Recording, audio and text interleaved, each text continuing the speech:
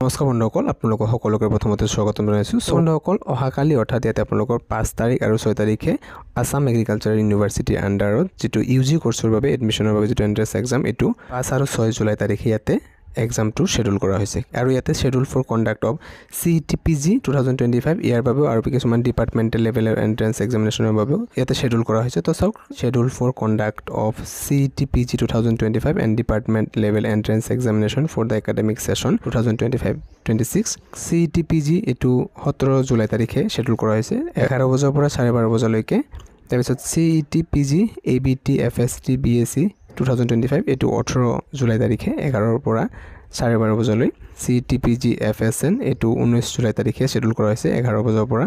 তাৰপিছত CET-PG MBAৰ বাবে এইটো 19 জুলাই তাৰিখে শ্বেডুল কৰা হৈছে দুপৰীয়া 2 বজাৰ পৰা। তাৰপিছত PhD ইন MBBT এইটো 19 জুলাই তাৰিখে 11 বজাৰ পৰা শ্বেডুল কৰা হৈছে। PhD ইন THT ইয়াতেও 2 বজাৰ পৰা শ্বেডুল কৰা হৈছে। ইয়াৰ বাবে এডমিট কাৰ্ডসমূহ আপোনালোকে অতি সোনকালে লাভ কৰিব বুলি ইয়াতে জনোৱা হৈছে। চ' ভিডিঅ'টোত ইমানেই আছিলে। Thank U.